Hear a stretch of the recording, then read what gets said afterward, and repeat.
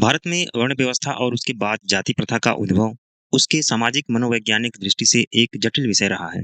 इस पर गहन चिंतन और विश्लेषण की आवश्यकता है ताकि इसकी जड़ों को आसानी से समझा जा सके और इनके होने वाले प्रभावों पर प्रकाश डाला जा सके।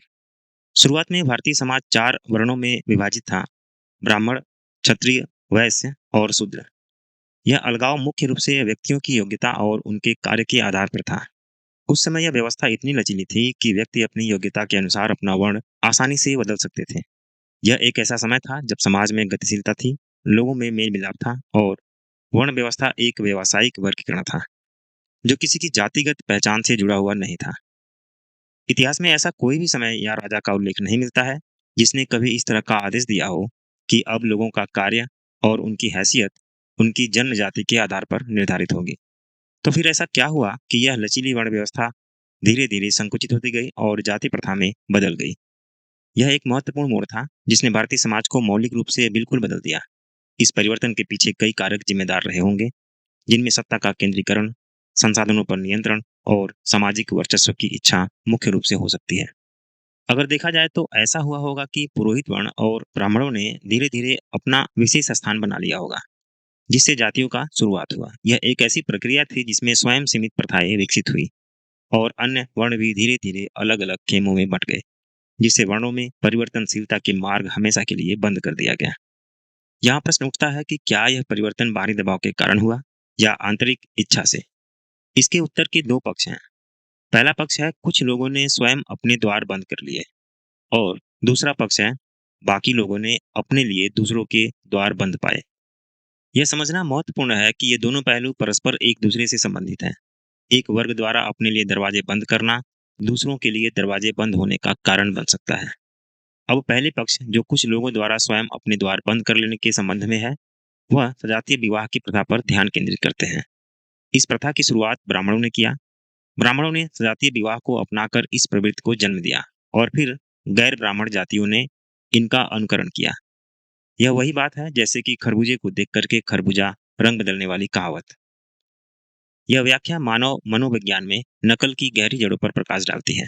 मशहूर मनोवैज्ञानिक वाल्टर बॉगेहेट का कहना है कि नकल कोई सचेत या स्वैच्छिक प्रक्रिया नहीं है, बल्कि यह मानव के अचेतन मन में निहित होती है। यह विश्वास पर आधारित होती है और यह विश्वास हमें किसी विशेष व्यवहार को अपनाने या उससे अलग रहने के लिए प्रेरित करता है। इस प्रकार जातियां और जाति प्रथा का जन्म केवल सचेत सामाजिक इंजीनियरिंग की परिणाम नहीं था, बल्कि इसमें गहरी मनोवैज्ञानिक प्रवृत्तियां भी शामिल थी। एक और मशहूर मनोवैज्ञानिक गैब्रियल टार्डे के नकल के वैज्ञानिक अध्ययन, विशेषकर उनके 3 नियम, इस मनोवैज्ञानिक व्याख्या को और सही साबित करते हैं। उनका पहला मनोवैज्ञानिक व्याख्या है: नीचे वाले हमेशा ऊपर वाले की नकल करते हैं।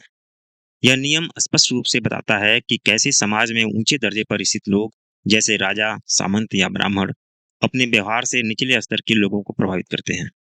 दरबारी अपने नायकों की नकल करते हैं और आम जनता अपने सामंतों की नकल करती है।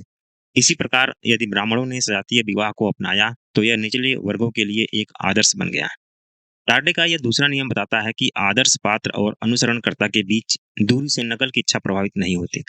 यदि हम किसी को श्रेष्ठ मानते हैं तो चाहे वह उनसे हमारी सामाजिक दूरी कितनी भी क्यों ना हो, हम उनसे प्रभावित होते हैं और उनकी नकल करने की तीव्र इच्छा रखते हैं। यह दर्शाता है कि ब्राह्मणों की स्थिति इतनी प्रभावी थी कि उनके व्यवहार का अनुकरण दूर स्थित समुदाय द्वारा भी किया गया।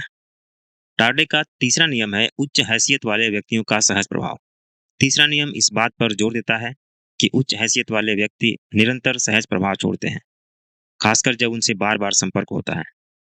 यह संपर्क आदर्श पात्रों के प्रत्यक्ष संपर्क पर सीमित नहीं है, बल्कि एक सामाजिक वातावरण बनाता है जहां श्रेष्ठ माने जाने वाले लोगों के व्यवहार को मानक के रूप में देखा जाता है।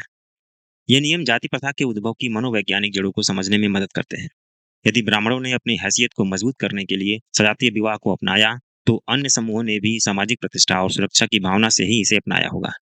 यह एक जंजीर की तरह है जिसमें एक एक कड़ी जुड़ने जैसी प्रतिक्रिया थी, जिसने धीरे धीरे पूरे समाज को अपने चपेट में ले लिया और वर्णों की परिवर्तनशीलता को समाप्त कर दिया। अब दूसरा पक्ष यह है कि बाकी लोग अपने लिए दूसरों के दरवाजे बंद पाए। यह पहलू सिर्फ मनोवैज्ञानिक नहीं, बल्कि सामाजिक, आर्थिक और राजनीतिक शक्ति संरचनाओं से भी जुड़ा हुआ है। जब कुछ समूह अपने आप को विशेष और सीमित कर लेते हैं, जैसे कि सजातीय विवाह के माध्यम से, तो वे अनजाने में या जानबूझकर दूसरों के लिए अवसर बंद कर देते हैं। यह बंद होना आर्थिक, सामाजिक और शैक्षिक अवसरों तक पहुंच को प्रभावित करता है। उदाहरण के लिए, यदि विशेष वर्णों को कुछ विशेष व्यवसाय और ज्ञान तक पहुंच से वंचित कर दिया जाता है, तो यह असमानता को बढ़ावा देता है। यह वह पॉइंट है जहां वर्ण व्यवस्था से जाति प्रथा की कठोरता सामने आती है, जहां जन्म व्यक्ति के भविष्य और सामाजिक स्थिति को निर्धारित करने लगता है। इस प्रकार उत्पन्न हुई जाति प्रथा ने भारतीय समाज पर गहरे और दीर्घकालिक प्रभाव डाले हैं।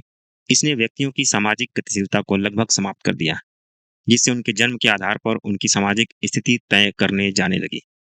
इसने जातिगत भेदभाव और निचले समझे जाने वाले जातियों के उत्पीड़न को जन्म दिया, जिससे सामाजिक न्याय और समानता का हनन हुआ। इसने आर्थिक अवसरों के वितरण में असमानताएं पैदा की, क्योंकि कुछ जातियों को विशिष्ट व्यवसायों और संसाधनों तक पहुंच से वंचित कर दिया गया। इसने समाज को अनगिनत उपजातियों और उप समूहों में अलग कर दिया, जिससे सामाजिक एकता कमजोर हुई। आज भी आधुनिक भारत में जाति व्यवस्था के अवशेष विभिन्न रूपों में मौजूद हैं। हालांकि कानूनी रूप से इसे समाप्त कर दिया गया है, यह भारतीय समाज में अवसरों, संसाधनों और यहाँ तक कि राजनीतिक प्रतिनिधित्व को भी प्रभावित करती है। वर्ण विभाजन से जाति प्रथा तक का संक्रमण भारतीय समाज के इतिहास का एक महत्वपूर्ण अध्याय है।